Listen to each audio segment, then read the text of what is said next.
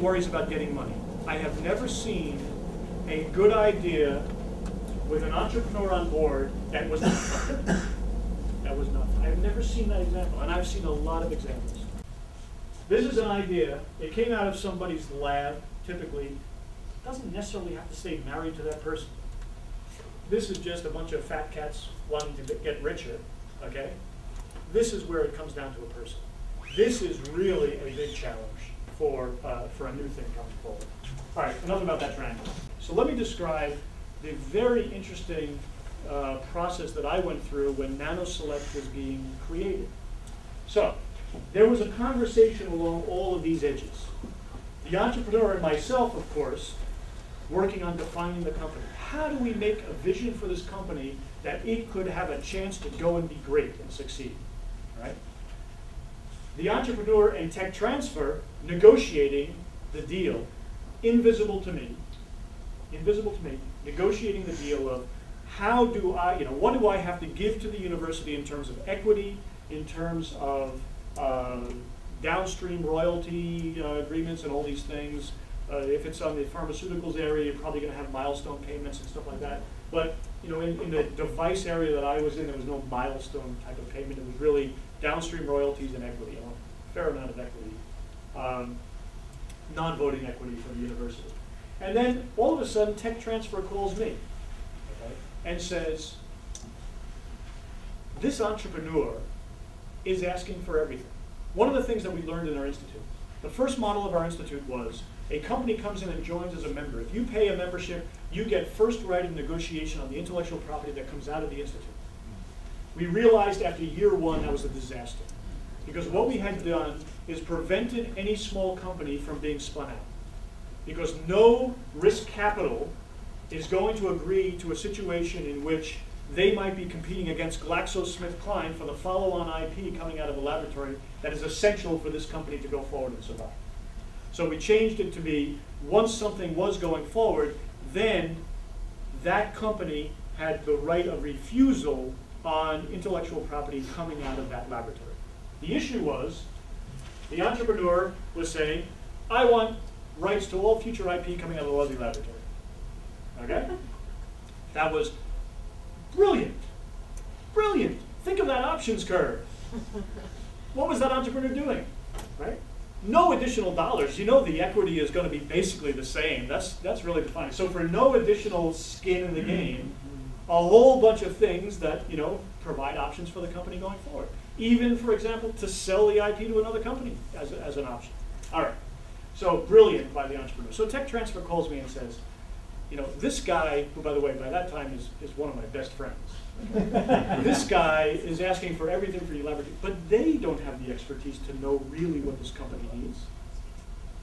So it became a discussion, huge conflict of interests going on here, in which this conversation is, how do we build something that's viable? This conversation is, how do we limit this guy? And this conversation is, okay, all about dollars and value and all that stuff going forward. Recognize that you can likely get into this. The only other time that would be different, and this is a very important thing for a faculty member to think about, is do I myself go out, create the company, and go back and negotiate with my own university? I'm going to end my talk on that one last piece. Okay, that one last piece is this. Because by the way, I said some complaining things about the university.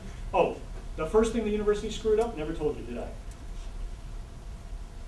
About 10 years, I think, after the patent was approved, there's an anniversary payment that's required. I think it was $1,000. The university at that time decided that it was going to try to keep its budget constrained in tech transfer. So they therefore decided not to. The patent lapsed. Today, there are 2 companies selling systems that are installed in most electronically active instruments in this country, and actually going around the world, that quote that original paper because the instruments are now doing things at such a fine scale, they need to turn their magnetic lenses up so high that they modify their own magnetic environment. And the patent was really about, how do I do that magnetic compensation when I have an instrument that's so powerful, it is modifying its own magnetic environment, and you want to be able to change that. Okay? That was it. So, yes, my option just went to zero there. I lost potentially a fair amount. So that's also a lesson to be learned. That was the university not thinking clearly through this idea of what does this intellectual property portfolio, and by the way, this decision was made with no consultation. Okay. So that's something that also universities have to think about. The good news is that's down the road after the patent has already been approved, so you don't have to worry about that disaster for a few years. But you might want to mark your calendar. Okay, anyway, last thing I want to talk about is, so it was a very positive, overall, a very positive interaction. You know, these companies are out there. It's just, I was on the phone with this guy who is, you know, a good friend of mine now. Just yesterday, talking to him about how things are going. It's just a fascinating, and by the way, you know, we're nerds. We like to learn. Okay, we like to learn. We like to teach, but we also like to learn. This has been a wonderful, different type of learning experience for me. And a lot of what I have learned in this whole process of intellectual property, putting it forward, understanding how to conceptualize new ventures, learning the ropes of the game, have aided me in the way that I think about other things in my professional life. I don't dare say personal life, because my wife will suddenly materialize and whack me on the head if I say something like that. But in any case, it really was a rewarding experience. Last thing I want to say. Faculty always think, when it comes to high tech, if it comes to something that is pretty straightforward, like this kid that's, you know, won this award on Northeastern campus, the kid's got to be from the business school, who came up with the Husky laundry concept. And you know about this? Yeah. Is he College of Business Administration? CBA. Yeah, it's got it. Something like that has to be CBA. Yeah. Okay, so the idea is a laundry. Okay, so he found a market. That type of thing, you know, if you're a faculty member that has that type of idea, which is going to be very unlikely, you know, you might want to think about doing it on your own. Okay. Faculty members need to think and analyze this more. And I looked into this before things spun out of my lab. There was a company that I was actually hired by VCs to do technical due diligence on out in California, in Silicon Valley. And I went out and did the analysis. It was the faculty out of Berkeley.